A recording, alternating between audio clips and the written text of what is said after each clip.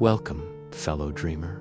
Tonight, I invite you to join me on a quiet journey into the shadows of the Cold War. To walk beside me through a day in the life of a KGB officer in the Soviet Union. Together, we'll move through quiet corridors, coded messages, and silent observations.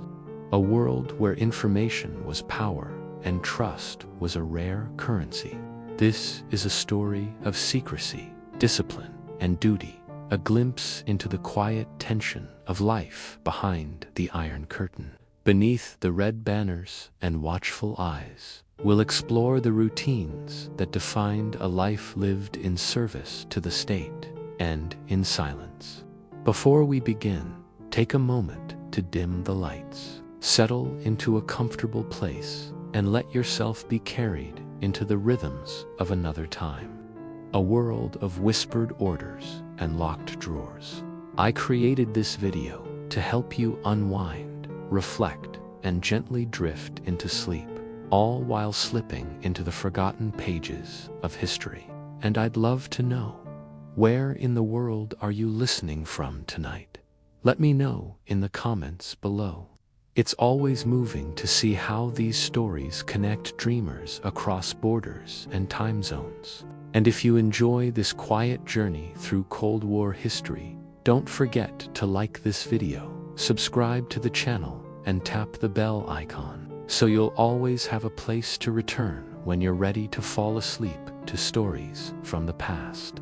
Now, close your eyes, take a deep breath, and let our journey through a day in the life of a KGB officer begin. The alarm clock rattles against the small wooden table beside your bed, its metal hands twitching as it strikes 6 a.m. sharp. You open your eyes immediately. There is no time for lingering. In your profession, even hesitation can carry weight. The gray morning light slips through the heavy curtains of your Khrushchevka apartment, a squat concrete relic built in the 60s. Like thousands of others across the Soviet Union, you lie still for a moment, staring at the water-stained ceiling, listening. No voices in the hallway, no footsteps yet. Only the low groan of the heating pipes and the muffled clatter of a trolleybus starting its route down Prospect Myra. Your bed is narrow, barely wide enough for one, the mattress sunken from years of state-issued standardization. You sit up slowly, swing your legs over the edge, and plant your feet on the linoleum floor. Cold, the kind of cold that seeps into your bones if you let it. You don't. Routine is armor. You move with deliberate precision, making your bed tight and square, smoothing the gray woolen blanket. You step into your slippers, walk to the small kitchenette, and turn on the electric kettle. It hums quietly, the only sound in the room now besides your own breath. Your apartment is plain. One room, small table, single wardrobe. The bookshelf holds state-approved volumes. Lenin, Marx, Gorky, a fading Russian copy of How the Steel Was Tempered. On the wall above your writing desk, the framed portrait of Andropov, the new General Secretary and former KGB chairman, watches you with a tired but stern expression. The eyes are printed, of course, but somehow they always seem to notice when you are out of rhythm. The kettle clicks off. You pour hot water into a small glass with a metal holder, drop in a bag of black tea, and add a single sugar cube. You sip it, standing, eyes on the window. The courtyard below is beginning to stir. A janitor sweeps leaves into a metal pan. A woman in a headscarf drags a child by the wrist. The city is moving. You must move with it. You shave without looking directly at yourself. The mirror is small, chipped at the corner. You work carefully. You do not draw blood. When you finish, you wash your face with cold water, splash it 3 times, and dry it with a thin towel folded over the radiator. Then, you dress.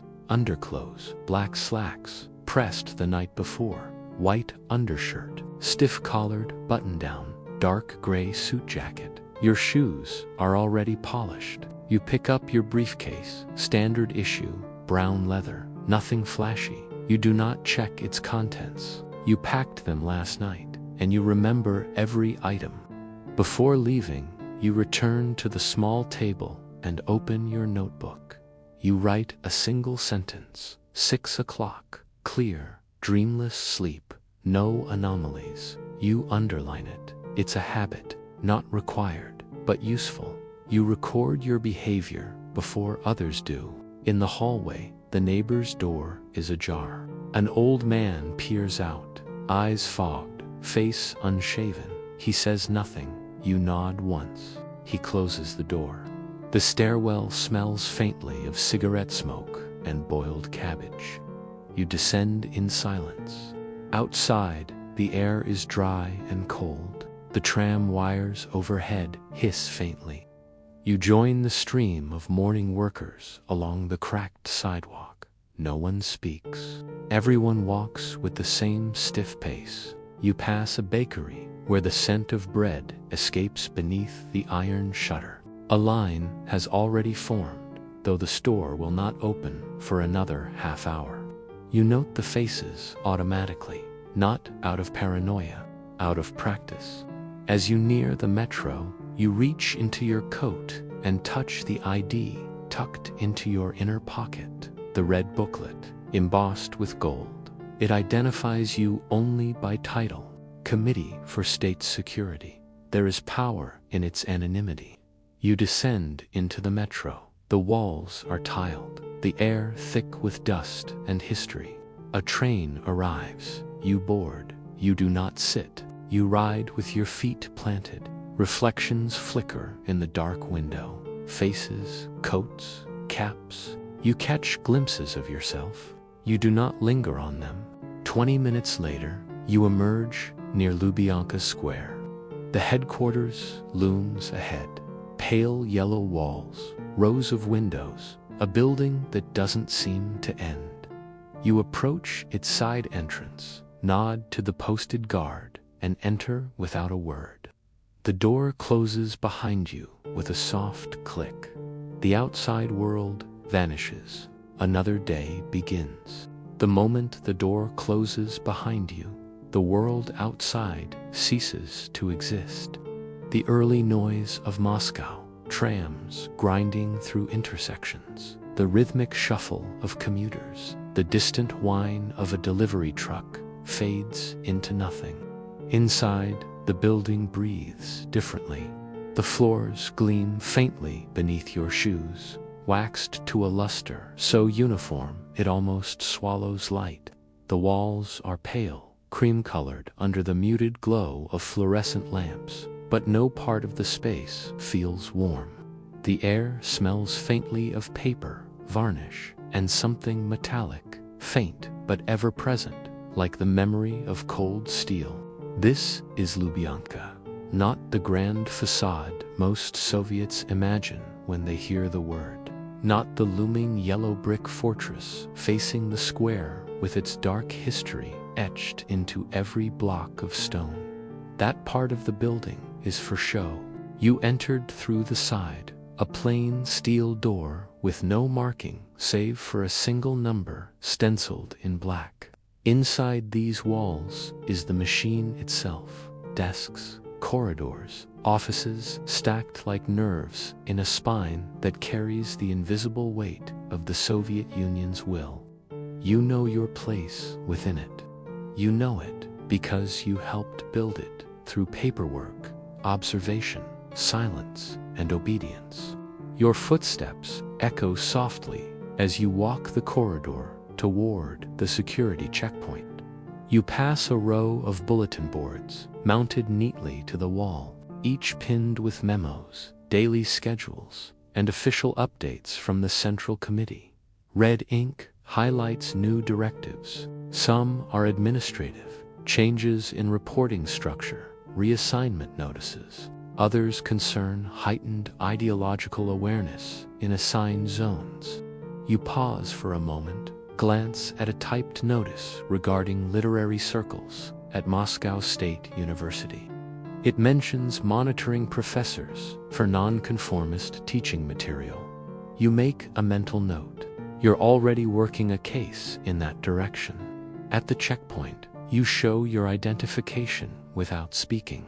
The guard behind the glass barely looks up before buzzing you through. You've walked this hallway hundreds of times, but you still feel the sensation of being measured. Not because the guards distrust you, your file is clean, your record consistent, but because this is how it works. Everyone watches, everyone is watched. Surveillance is the institution's nervous system, and here, inside Lubyanka, it applies to the watchers as much as the watched. You continue past offices with numbered doors and blank nameplates. Occasionally, you pass a colleague. Some nod, some do not. Familiar faces, but not familiar people. Even those you've worked alongside for years remain, in some ways, strangers. You share tasks, not trust, and you've come to understand that's exactly how it's meant to be. There are no casual friendships here, only useful relationships. At the end of the corridor, you reach a dark wood door with a brass handle. You enter your assigned division office, 2nd Chief Directorate, the Division for Counterintelligence. Internal security, not foreign espionage, not the flashy theater of agents posing as diplomats in Paris or Bonn, no. This is the quieter work: monitoring, interception, subversion, containment. Your role is not to chase enemies beyond the border, but to identify disloyalty within it. This is where the party's skin itches, and you are one of the hands that scratches. Inside the office, the air is drier. A wall clock ticks loudly above a bank of filing cabinets. The room is rectangular, clean, with 5 desks, all aligned with geometric precision. One window looks out into a light well, but no natural light enters at this hour. 2 colleagues are already seated: Petrov, who never speaks unless addressed, and Nelyubov, whose cough gives away his presence long before he enters a room. Both are hunched over paperwork, brows furrowed. The rustle of forms and the tap of typewriter keys punctuate the stillness. You nod toward them, but do not expect a reply. Your desk is 3rd from the window, a clean surface, organized stacks, ink bottle full, pens aligned, reports ready. The first task of the morning is reviewing your messages. You unlock the small file drawer at your right and retrieve a manila folder bearing your department code and today's date. Inside are 4 internal memos, 2 stamped routine, 1 confidential, and 1 bearing a green slip indicating a meeting request. You skim the first 2 updates on administrative protocols and a briefing on ideological screening protocols for university publications. The 3rd contains a transcript of a phone call flagged by a listening unit. It's your subject. The name on the report is familiar: Professor Sergei Antonovich Kasyanov, Department of Literature, Moscow State, 46 years old, no prior infractions, respected in his field, noted for his fluency in French and German. The transcript contains nothing overtly alarming. He references a banned Buksolzhin it's in, though only in passing, and makes a remark about the rigidity of state curriculum. Small things, harmless, perhaps, but enough. Enough to begin building a case file. Enough to warrant closer observation. You make notes in the margin: times, phrases, tone. It's the tone that often tells you more than the words. Discontent rarely declares itself outright. It moves sideways. It whispers. At 9:30, You walk the inner corridor to a briefing room. The green slip required your presence at a short tactical session. 4 agents are present, 2 from your division, 1 from the 1st Chief Directorate, and 1 unknown to you, likely internal affairs. The room is square, windowless, with a projector and a chalkboard. You take your seat and wait. The presentation is precise and impersonal. A list of current high-interest targets is read aloud. You listen without reacting. You already recognize one name, a woman who edits literary reviews for a youth journal. She once declined to print a poem praising Brezhnev that is now grounds for deeper scrutiny. Afterward, you return to your desk and begin preparing your observation summary for the professor's file. It must be neutral in tone, careful in language. Nothing emotional, nothing speculative. Your role is not to accuse, but to note patterns, establish trends, and let the decisions climb upward through the chain. You include mention of the phone transcript, the context, and your recommendation for passive surveillance. For now, no action, but continued observation is necessary. As the noon hour approaches, the building shifts slightly. Not in sound, but in presence. People move differently. Conversations begin to form in the spaces between work. You gather your briefcase and walk quietly to the internal canteen. The lunchroom is utilitarian. Metal trays, steel cutlery. A woman in a stained apron spooning cabbage soup into chipped bowls. You do not speak. You eat quickly. Your mind remains on the case file. You review it mentally between bites, remembering specific lines from student evaluations, a peculiar phrase in a recommendation letter, a curious gap in publication history. Back at your desk, the sun has passed high above the light well. The room is dim again. You switch on your desk lamp, angle it low, and reach for the listening report again. One phrase stands out now in memory, something the professor said, quiet and sardonic. They say, we teach the future, but we're not allowed to write honestly about the past. It's a joke. It sounds like a joke, but jokes can be dangerous. Jokes can carry knives. You underline it and close the file. And without changing your expression, you begin writing the next report. You sit back in your chair, the lamp casting a warm oval of light across the polished surface of your desk. Outside the window, nothing moves. The courtyard below is empty, and the panes are slightly fogged from the difference in temperature between the stale warmth inside and the crisp air beyond. Your hands rest motionless atop the file folder, fingertips brushing the worn edge of the cardboard. This is not the first time you've reviewed a subject, and it will not be the last. But every case, even the quiet ones, especially the quiet ones, carries weight. You open the file slowly, deliberately. Inside are 3 sections, each divided by a colored tab. The first is biographical, standard data from the Ministry of Education, Civil Registry, and Komsomol records. Name, Kasyanov, Sergei Antonovich. Born 1937 in Kazan. Father steelworker. Graduated from Moscow State University in 1959. Department of Philology. No military record beyond brief conscription. No known party violations. You glance over the stat-issued portrait photograph. The man in the photo has narrow eyes, thick brows, and the slight downward tilt of the mouth common to those in academia. He wears a tweed jacket, frayed slightly at the collar, and a tie that appears carelessly knotted. It is a face neither threatening nor disarming, unremarkable, you might even say, which is what makes it worth studying. You flip to the second section.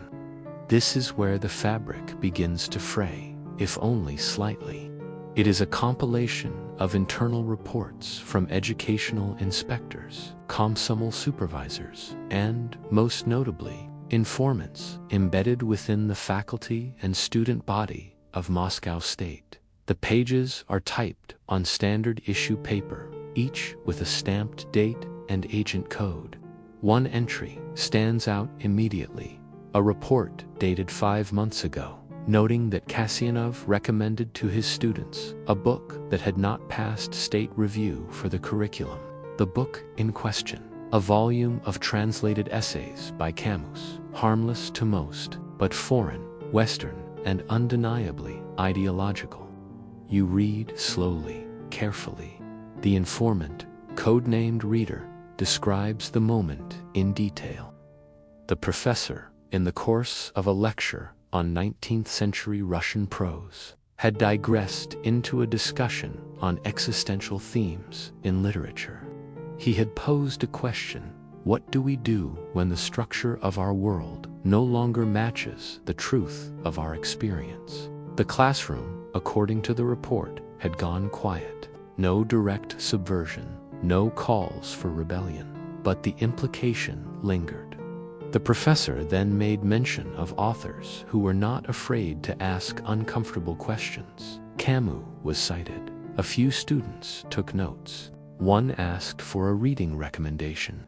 The professor gave it, and the moment passed. You place the report flat on your desk and exhale slowly through your nose. It is not a crime to speak of literature, but nothing is ever judged in isolation. The KGB's work is not built on dramatic revelations. It is built on patterns, on tendencies, on connections, and your job is to find them.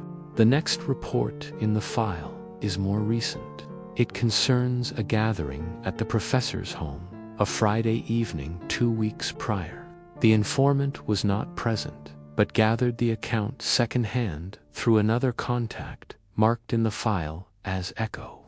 The professor had hosted 5 colleagues from the department, ostensibly to celebrate the birthday of another faculty member. Wine was served, toasts were made. At one point in the evening, according to Echo, the conversation turned to the recent removal of several historical texts from the university library.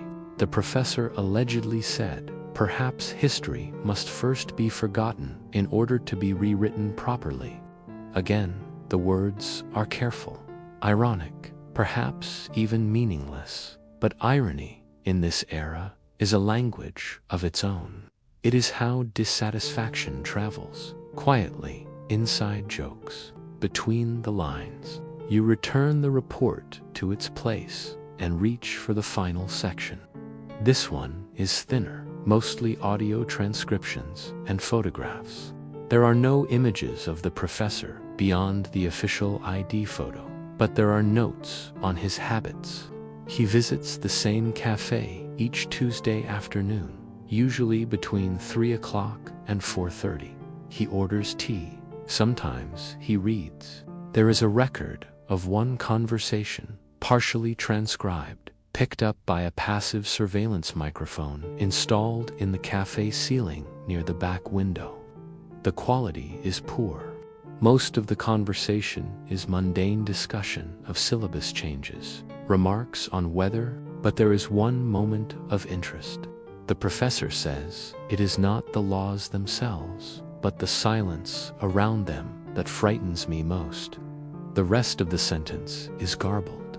The transcriber notes unclear, and the audio cuts out. You read the line again, slowly. Your mind turns not just to the subject, but to yourself. You know what that sentence could mean, and you also know what it could cost. Still, it is only a sentence.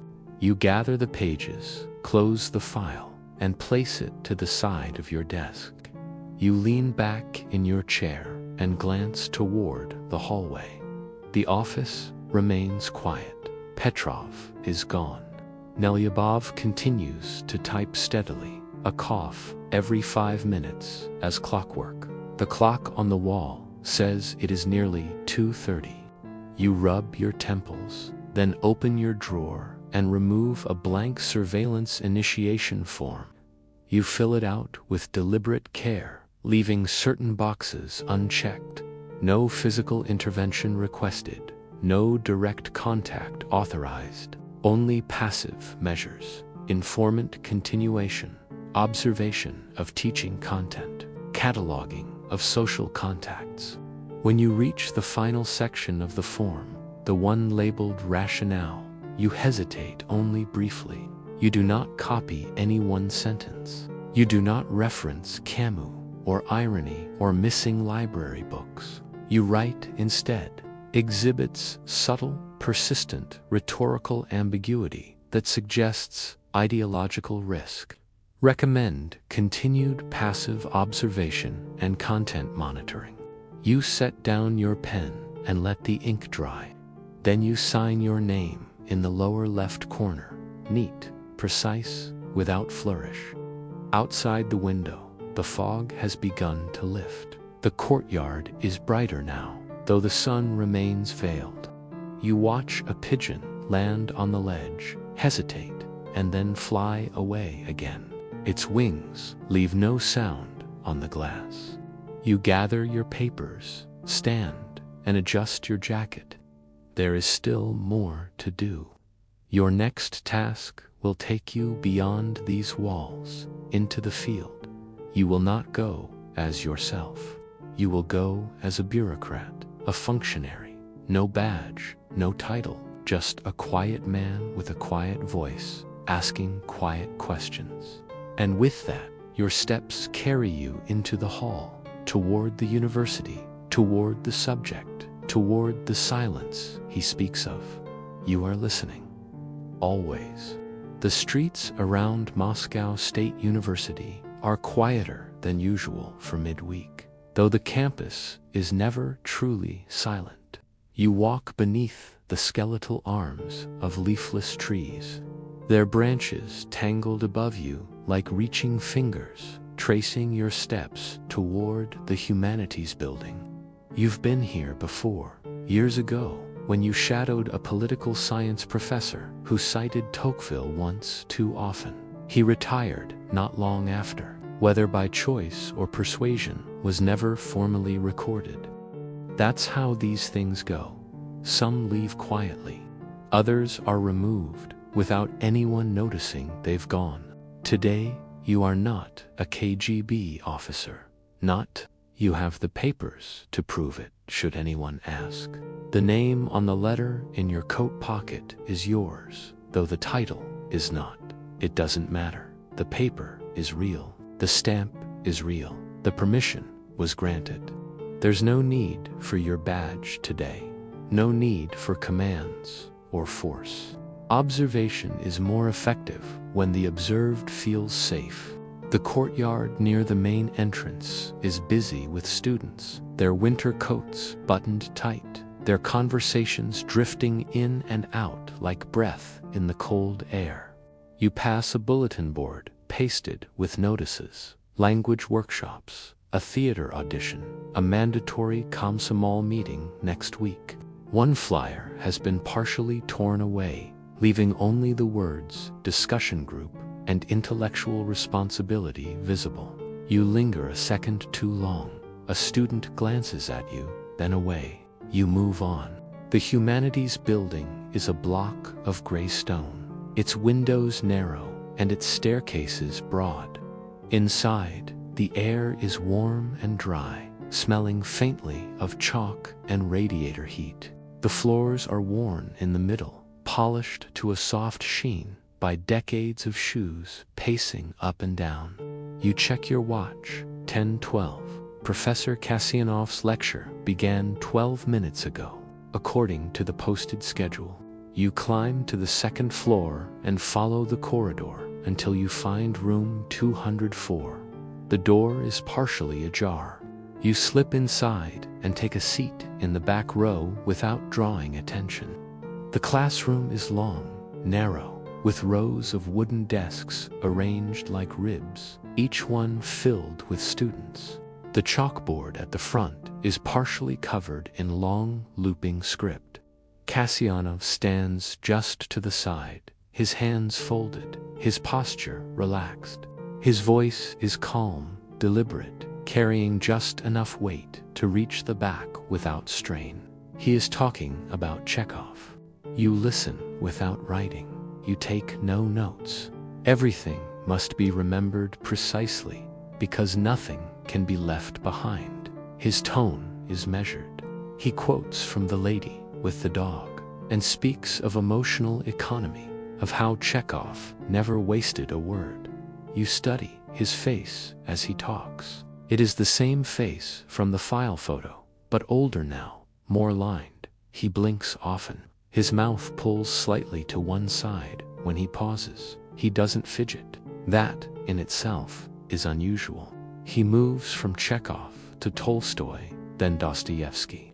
And with each, he offers context, observations, comparisons. None of it, so far, is overtly troubling. But then he poses a question to the room, and it is this that forces you to lean forward ever so slightly. Do you think it is possible, he asks, for a society to demand truth while punishing those who speak it? The room goes still. A few students look down at their desks. One raises his hand halfway, then lowers it again. The professor doesn't press. He only allows the question to hang, a thread suspended in air, thin and glinting. He smiles faintly. We will revisit that next week, he says. The class ends 15 minutes later. Students gather their coats and books in silence. The tension lifts quickly. You remain seated until most have filed out. Then you rise and follow them into the hallway, taking care to stay within earshot but not in view. Kasyanov speaks briefly with a female student at the door. She smiles, says something you don't catch, and walks off. He begins gathering his papers. You approach casually, footsteps soft. Professor Kasyanov, you say. He looks up. His expression remains neutral, but there's a flicker of curiosity behind his eyes. Yes. You introduce yourself with the name and title from your credentials. State Publishing Review. He nods. I've had visits from your committee before, he says, usually toward the end of the term. Routine visit, you reply. We're conducting a random sampling of classroom instruction methods. Just a brief follow-up. No cause for concern. He gestures for you to sit. You both take seats at one of the front desks. The room is empty now, but the chalkboard still bears the day's notes. Your questions are rehearsed. You ask about reading lists, curriculum design, student engagement. He answers with patience, with clarity. There's no evasion, no posturing, but also no unnecessary elaboration. He tilts his head slightly. We sometimes mention parallels, of course. Historical context is useful when teaching narrative structure. Any non-Soviet examples? He pauses, only for a moment. Occasionally, literature is, by nature, comparative, but I stay within the guidelines. You nod, expression unchanged. You scribble something onto your notepad, deliberately vague lines, gestures of activity. You note his posture, his pacing, his voice modulation. You glance once at the chalkboard and memorize what you see. 2 names circled, 1 underlined quote. It reads, "To love without knowing why. That is the most human kind of love." You stand. The conversation has reached its natural conclusion. Thank you, Professor. We appreciate your cooperation. You may receive a follow-up survey by courier next month. He smiles faintly. Of course. Let me know if I can assist further. You leave the room, retracing your steps down the corridor, through the stairwell, and out into the courtyard once again. The sky has lightened, the clouds have thinned. You walk until you are 2 blocks from the university. Then you stop. duck into a side alley, and open your notebook. You begin to write. Observed subject during lecture. Topic aligned with curriculum. Engagement with students. Appropriate. Tone. Raised a philosophically charged question, referencing society and truth. No overt ideological deviation, but phrasing leaves interpretive space. During follow-up, subject remained composed. Answers, cautious, neutral. Recommendation, continue passive monitoring. Expand informant network in University Literature Department. You close the notebook and slip it into your coat. The page will later be typed, archived, indexed, and flagged for trend analysis. As you make your way back toward Lubyanka, you watch the faces around you, youthful, distracted, unaware. The professor's words echo quietly in your memory. Truth and the price of speaking it. You were not there to answer, only to listen, and you heard everything. The room is not large, nor is it designed to feel intimidating. That is the point. There is no exposed light bulb swinging overhead, no stark shadows stretching across the floor. The walls are painted a plain, almost soothing gray. The floor tiled in a beige that once promised warmth, but now simply reflects the sterile light of the overhead fixtures. There is a single desk, functional, square. 2 chairs face each other, with just enough space between them to feel formal but not confrontational. On the wall behind you, a clock ticks at regular intervals, its second hand making the only real sound in the room. You can smell the faint trace of cleaning solution and something metallic, faint, like the echo of a surgery room long since emptied. You are already seated. A small folder sits on the desk in front of you, unopened. You do not need to open it. You know what it contains. Summaries of reports, clipped transcripts, notations in fine ink from various hands, and a list of questions, suggestions, really not a script. Nothing is ever scripted in these conversations, only guided. The man across from you shifts in his seat. His name is not Kasyanov. This is someone else, a younger man, thinner, less guarded. It is clean, but the sleeves are slightly frayed, and the hemorrhoids too high above his ankles. He has not asked why he is here, but the question hangs in the air, like steam rising from an extinguished kettle. You begin with pleasantries, not warm, but professional. You mention his department, linguistics. He understands the setting now. You can see it. He realizes this is not a casual discussion. This is not a misplaced appointment with a committee. This is something different. Still, he says nothing. You ask him about his colleagues. His answers are brief, measured. He volunteers the names of 2 coworkers with whom he shares a research space. He does not mention Kasyanov. You make no comment. You turn the conversation slightly. Ask about student engagement. What topics are being explored in his seminars? What literature is resonating with the current cohort? He relaxes slightly, speaks more fluidly. He mentions a reading group, independent, formed by the students, not officially sanctioned by the department. They discuss texts beyond the syllabus, sometimes translated works, sometimes domestic poetry. The students are eager, he says, curious, open-minded. He smiles faintly. You watch him, then you ask, gently, whether he has ever encountered inappropriate material being shared among students, unauthorized texts, literature with revisionist tendencies, ideas that challenge the ideological framework approved by the ministry. The question is wrapped in formality, delivered without accusation, but it lands with precision. His smile fades, his hands still. He hesitates just a moment. Then he says, "No, nothing comes to mind." Students are enthusiastic but respectful. He says, "Nothing concerning." You nod. "Write something down." Not a quote, just a date and time. He watches your pen move. His eyes narrow, then blink rapidly. You pivot again. You ask him if he knows Professor Kasyanov. "Of course," he replies. "He teaches in the next corridor. They have spoken occasionally." You ask what kind of man Kasyanov seems to be. He pauses.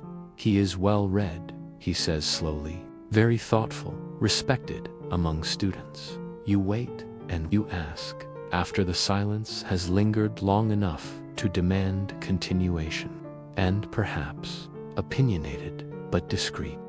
"He has never said anything inappropriate around me." There it is, the space between lines. You can almost hear the boundary he has drawn in his sentence. "Around me." It implies a possibility.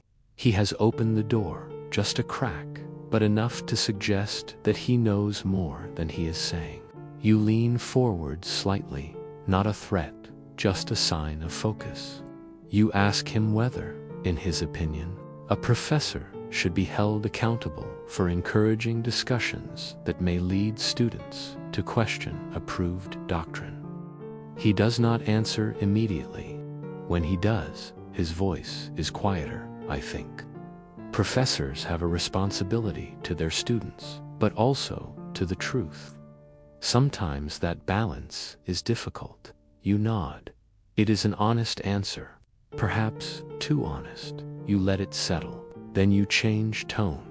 You explain that what concerns the state is not intellectual curiosity, but ambiguity. That ambiguity creates instability. That it is not the questions themselves that are dangerous, but the context in which they are asked. You quote a party statement from last month's education directive. To educate is to reinforce the social contract, not to dissolve it. You let that sentence fill the room. He does not speak again for several seconds. You close the folder in front of you, not loudly, not dramatically, just enough for him to notice. He straightens slightly. You tell him the discussion is concluded, that no action will be taken at this time, that the committee thanks him for his cooperation. You rise. He rises, too. He thanks you, voice uncertain, then walks toward the door. He pauses just before opening it, glances back. His expression is unreadable. Then he leaves. You sit back down. The air in the room is still. The clock ticks on. You do not need a confession. You do not need names. What you needed was confirmation of attitude, of temperament, of closeness, and you received it. This man will not be filed. He will not be questioned again. But his words have mapped a part of Kasyanov's world for you. Every conversation draws a new line on the chart. You open your notebook and write, "Subject has limited professional interaction with Kasyanov." Describes him as thoughtful and opinionated. Indicates possible ideological divergence without explicit confirmation. Subject appears compliant but reflective. Recommend no further direct contact. Possible utility as indirect lens. You underline the final sentence. Then you stand, collect your papers, and leave the room. The hallway outside is quiet.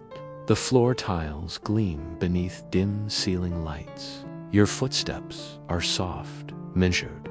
As you pass a window, you catch a glimpse of the city gray buildings, the world moving on without knowledge of what happens inside these walls. You reach the elevator, press the button, and wait.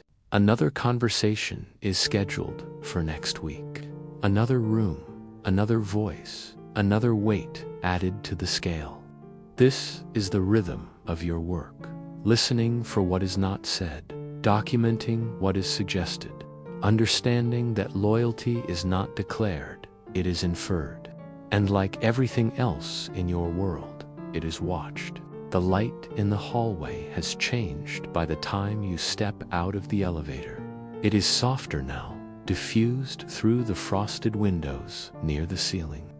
Late afternoon in Moscow has a particular texture, gray, pressed down by layers of cloud and stone. You button your coat at the collar, collect your briefcase, and pass through the exit without a word. The guard at the side entrance nods, his face unreadable. Outside, the city feels colder than it did this morning. The streets are busier. People are moving quickly. Faces hidden beneath scarves and wool caps. Shoulders hunched against the November wind. You walk along the boulevard without urgency, past the familiar stone facades and iron balconies of central Moscow. Your pace is practiced, not too fast, not too slow. You blend. You let the noise of passing trolleys and the drone of distant engines fill the silence between your thoughts. Overhead, the tram cables vibrate softly, like invisible strings holding the city in place. You don't head straight home. Your assignment for the evening requires discretion and distance. You've been given a note, delivered through the internal messaging system that morning. It named a location, a cafe near the river, modest, frequented mostly by students and clerks from nearby ministries. You know it well. It is not a place for celebration or leisure. It is a waiting place, quiet but never empty. Your task is not to intervene, only to observe. By the time you reach the cafe, the lamps have come on inside. They cast a warm amber glow against the windows, softening the edges of the gray street. You pass by once without entering, glancing through the fogged glass. The interior is unchanged. 10 small tables, a counter with a glass case of rolls and hard biscuits, a samovar steaming gently behind the bar. A woman in a long apron wipes down the counter, indifferent to the customers trickling in and out. You circle the block once more, then enter through the side. You remove your gloves, shake off the cold, and take a seat near the rear window. From here, you have a clear view of the front door, the register, and most of the tables. You order tea, just tea, and set your briefcase beside your chair. You do not open it. Instead, you rest your hands on your knees and wait. 20 minutes pass. You recognize the man when he enters. He wears a long black coat and a cap pulled low, his face partially obscured, but his walk is familiar, measured, cautious. He pauses near the door, then steps inside, removing his hat and scanning the room. You have seen him before, though you do not know his name. He appears in surveillance photos taken outside the university, always near Kasyanov, sometimes engaged in conversation, sometimes standing at a distance. A former student, perhaps, a sympathizer. His name does not matter tonight. He chooses a seat near the wall, far from the windows. He does not order. Instead, he reaches into his coat and removes a small book. He pretends to read, though his eyes move too slowly. He is waiting. 5 minutes later, a second figure enters, younger, a woman. She wears no hat, only a gray scarf wrapped tightly around her neck. Her hair is dark, her features sharp. She leans down, places something on the table, small, square, wrapped in plain paper, and says something softly. The man nods. She turns and leaves. You sip your tea slowly, never turning your head too far. The man picks up the package and slides it into his coat. He finishes his tea, one sip only, then stands and exits. You wait 10 seconds, then rise. Outside, the cold has deepened. A thin fog clings to the pavement. You see the man crossing the street. The area is quieter now, lit by dim street lamps that flicker with age. You keep your steps soft, your breathing steady. When he reaches the corner near the kiosk, he stops. Then he pulls a piece of paper from his coat pocket, reads it under the lamplight, and tears it in half.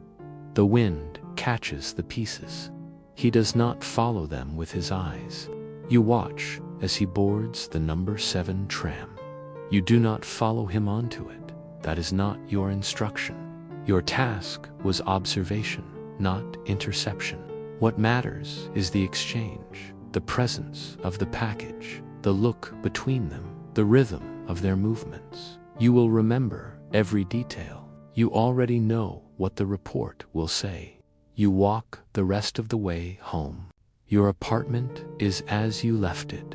The curtains remain drawn. You can hear your own heartbeat in the stillness. Outside, footsteps pass now and then, but no one lingers. You open the notebook and begin to write.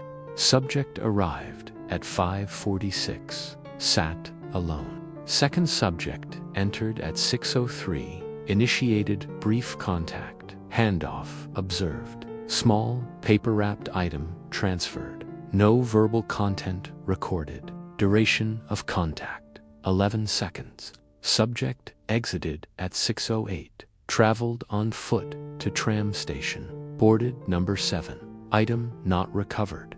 Recommend follow-up surveillance on secondary subject, suspected link to previously noted dissident network at university.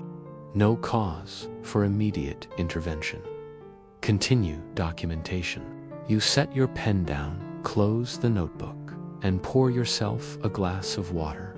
You drink slowly, staring at the muted reflection of the ceiling light on the surface.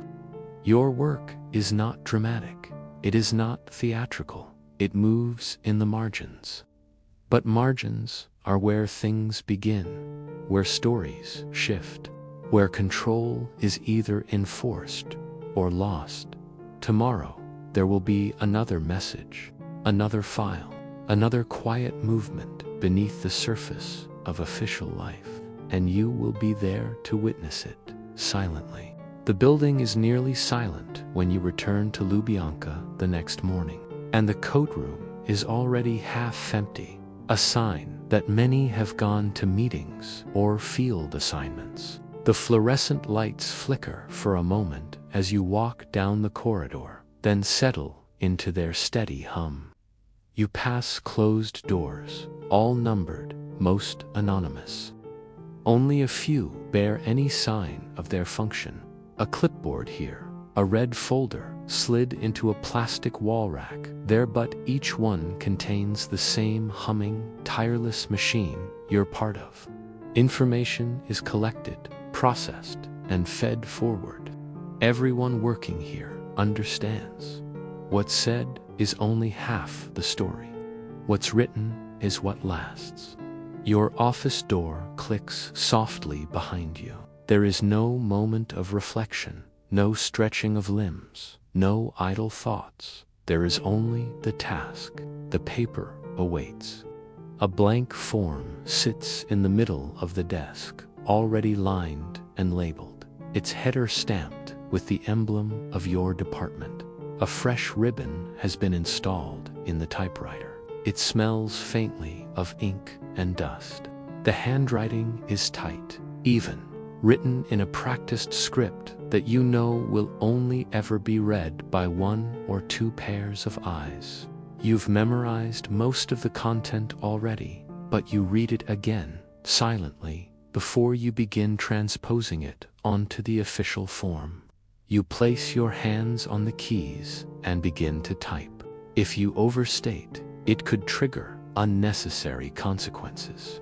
If you understate, you risk being perceived as inattentive or, worse, unwilling to follow threads where they lead. The balance is precise, mathematical even. Your training emphasized this, the difference between a cautionary file and an arrest warrant is often a single paragraph, perhaps a single adjective.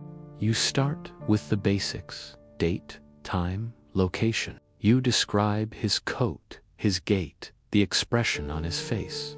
You use phrases like behavior consistent with standard counter-surveillance awareness, and no visible indication of resistance or disruption.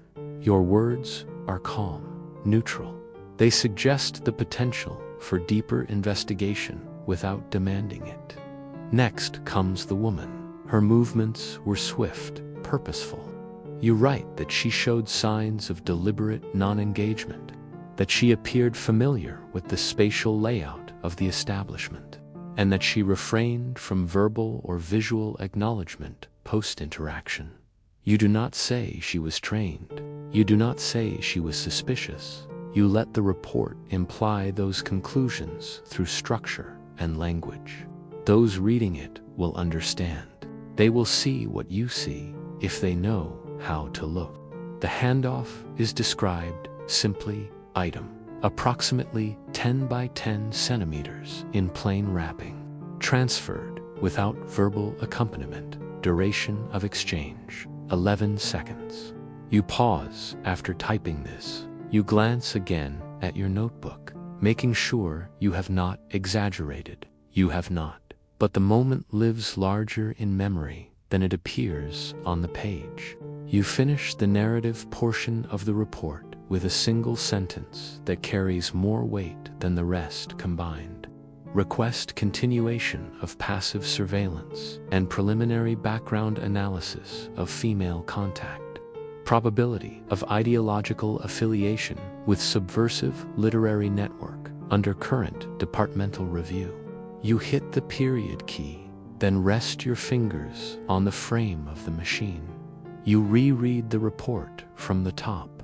You check your alignment, your punctuation, your tone. Then you roll the paper out, place it neatly atop the folder for the case, and affix your departmental tag in the corner. You sign and date it at the bottom left, not at the bottom right. That is, for final review signatures only. You are not final. You are an instrument in the process, and you know your position well. For a few moments, you sit there, not typing, not moving. The clock on the wall continues its quiet rhythm. Somewhere down the hallway, a door creaks open and closes again. A cough echoes faintly from the adjacent office.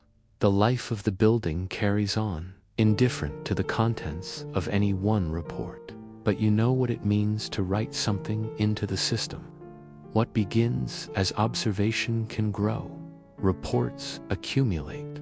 Patterns are flagged. Files are cross-referenced, compiled, elevated. By the time a subject is summoned for questioning, or worse, it is not because of a single moment. It is because of a rhythm, a pulse, an accumulation of small silences, written down by people like you.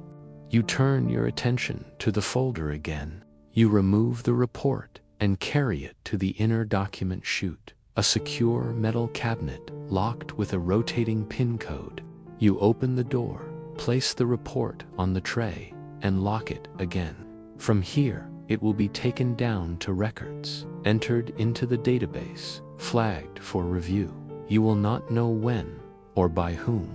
You will not be asked for interpretation. Your job is to report, not to conclude. Returning to your desk, you feel the weight of the moment more acutely than usual.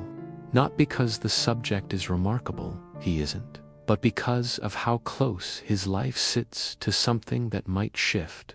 Kasyanov, like so many others, has not shouted from a rooftop or published illegal pamphlets. He has merely allowed himself to speak freely, to think out loud in rooms that do not permit it.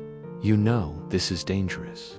You also know that it's rare for such men to see the danger in time.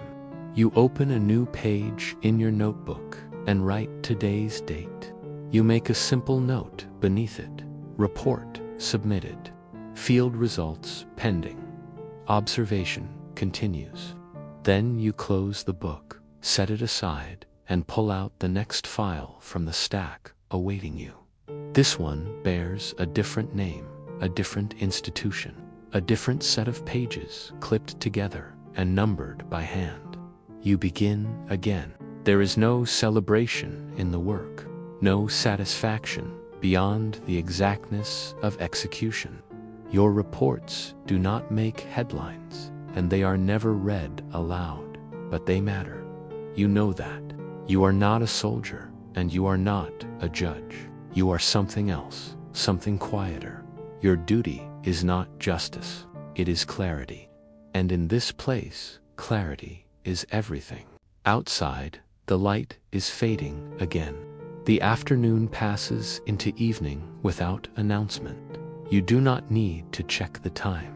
You know it by the way the shadows stretch across the far wall, by the way the lamp at your desk now casts a sharper contrast between your hands and the paper beneath them. There is no end to this work, only continuity. And so, you continue. By the time you return home, the hallway is empty. The only sound is the faint groan of the building, settling into its nightly stillness. The dim bulb above your apartment door flickers weakly, casting a jittery shadow along the chipped wallpaper. You unlock the door, step inside, and close it behind you with the same care you use when closing a folder at Lubyanka. Everything in your life, from how you walk to how you breathe, is measured. Silence is second nature now. You no longer think about it. The apartment is exactly as you left it this morning. It always is. You take no chances. You live alone, as most in your department do. And though the room is sparsely furnished, it is obsessively neat. The bookshelf near the far wall contains no unauthorized titles. Your furniture is standard issue: a wooden table, 2 chairs, a narrow bed with a folded blanket at the foot. The teapot is where it should be. The curtains are drawn, and the windows are locked. Your eyes instinctively check the seals on the glass, not because you suspect someone has entered, but because it's what you were trained to do. You loosen your collar, hang your coat on the peg near the door, and place your briefcase on the table. You don't open it, not yet. You fill the kettle, light the gas stove, and watch as the flame trembles beneath the pot. The flame's whisper is the only noise in the room. When the water begins to steam, you pour it over a modest pinch of black tea leaves and wait. There is no rush. You live by structure, and even the smallest acts adhere to rhythm.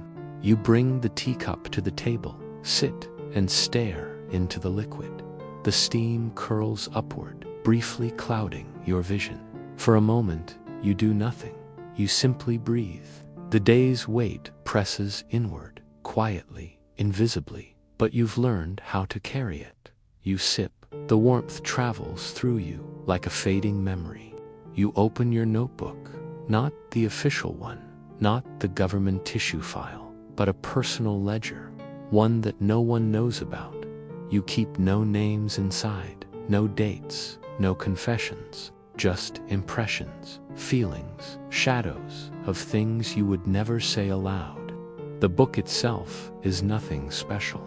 Worn leather cover, blank pages now half filled with tight, deliberate handwriting. To an outsider, it would seem like poetry or nonsense or notes from long-forgotten dreams. Tonight, you write a single line. He asked a question no one answered, but everyone heard it. You do not write the professor's name. You do not need to. You know who you mean.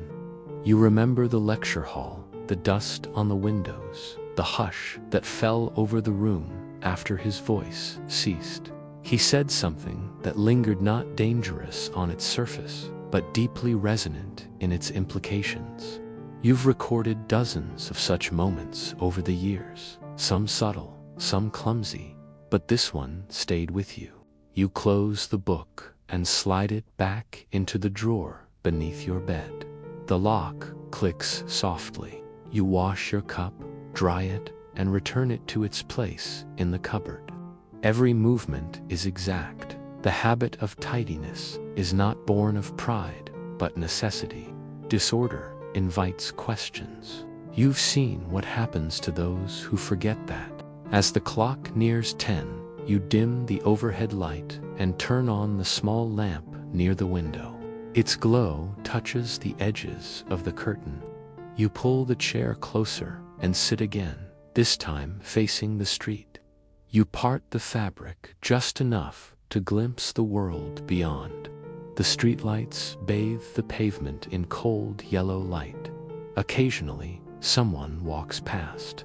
A figure in a heavy coat, the soft blur of footsteps against frozen ground. No one lingers. No one looks up. You do not expect to see anything. You watch because it's what you do.